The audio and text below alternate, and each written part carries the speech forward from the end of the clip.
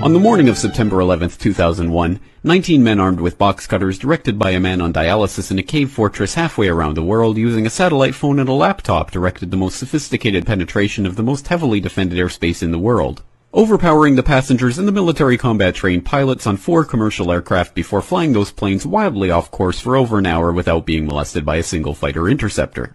These 19 hijackers, devout religious fundamentalists who like to drink alcohol, snort cocaine, and live with pink-haired strippers, managed to knock down 3 buildings with 2 planes in New York. While in Washington, a pilot who couldn't handle a single-engine Cessna was able to fly a 757 in an 8,000-foot descending 270-degree corkscrew turn to come exactly level with the ground, hitting the Pentagon in the Budget Analyst Office where DoD staffers were working on the mystery of the $2.3 trillion that Defense Secretary Donald Rumsfeld had announced missing from the Pentagon's coffers in a press conference the day before, on September 10th, 2001.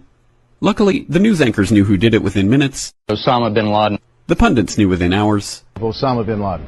The administration knew within the day. Terrorists who committed these acts and those who harbor them. And the evidence literally fell into the FBI's lap. That a hijacker's passport was found blocks from the World Trade Center crash site, if you can believe that. But for some reason, a bunch of crazy conspiracy theorists demanded an investigation into the greatest attack on American soil in history. That investigation was delayed, underfunded, set up to fail, a conflict of interest, and a cover-up from start to finish. It was based on testimony extracted through torture, the records of which were destroyed. It failed to mention the existence of WTC-7, Able Danger, P-TECH, Sibel Edmonds, OBL and the CIA, and the drills of hijacked aircraft being flown into buildings that were being simulated at the precise same time that those events were actually happening.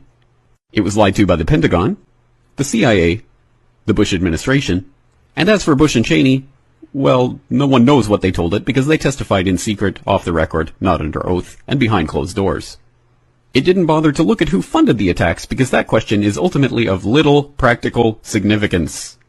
Still, the 9/11 Commission did brilliantly answering all of the questions the public had, except most of the victims' family members' questions, and pinned blame on all the people responsible, although no one so much as lost their job, determining the attacks were failure of imagination. Because Nobody in our government, at least, and I don't think the prior government that could envision flying airplanes into buildings. Except the Pentagon, FEMA, NORAD, and the NRO. The DIA destroyed 2.5 terabytes of data on Able Danger, but that's okay because it probably wasn't important. The SEC destroyed their records on the investigation into the insider trading before the attacks, but that's okay because destroying the records of the largest investigation in SEC history is just part of routine record keeping. NIST has classified the data that they used for their model of WTC-7's collapse, but that's okay because knowing how they made their model of the collapse would jeopardize public safety. The FBI has argued that all material related to their investigation of 9/11 should be kept secret from the public, but that's okay because the FBI probably has nothing to hide. This man never existed, nor is anything he had to say worthy of your attention, and if you say otherwise, you are a paranoid conspiracy theorist and deserve to be shunned by all of humanity. Likewise him, and her. And her, and her, and him. Osama bin Laden lived in a cave fortress in the hills of Afghanistan, but somehow got away. Then he was hiding out in Tora Bora, but somehow got away.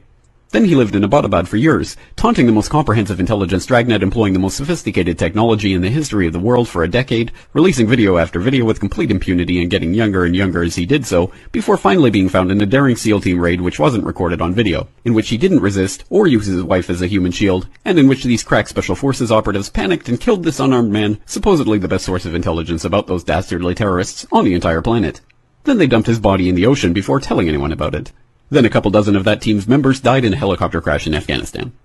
This is the story of 9/11, brought to you by the media which told you the hard truths about his head could be seen to move violently forward. And they took the babies out of the incubators. And mobile production facilities. And the rescue of Jessica Lynch. If you have any questions about this story, you are a batshit paranoid tinfoil dog-abusing baby hater and will be reviled by everyone. If you love your country and or freedom, happiness, rainbows, rock and roll, puppy dogs, apple pie, and your grandma, you will never ever express doubts about any part of this story to anyone. Ever. This has been a public service announcement by the Friends of the FBI, CIA, NSA, DIA, SEC, NSM, White House, NIST, and the 9/11 Commission. Because ignorance is strength.